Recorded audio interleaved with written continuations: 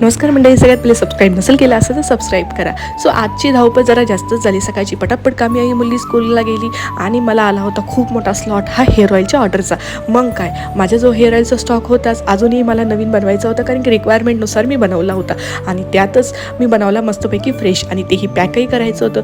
तर लगभग चालू झाली, पॅक झाली. जे सगळे पॅक झाल्यानंतर दुपारचा टाईम गेला आमचा त्यामध्ये आणि आमची ऑफिशियल जे बी कामं होते तेही आम्ही साईड बाय साईड करतच होतो आणि डिस्पॅचही केले. हे झालं सगळे आजचं दिवसभराचं स्लॉट. इव्हिनिंगच्या टायमिंगमध्ये आम्ही गेलो मस्तपैकी बाहेर फिरण्यासाठी. का?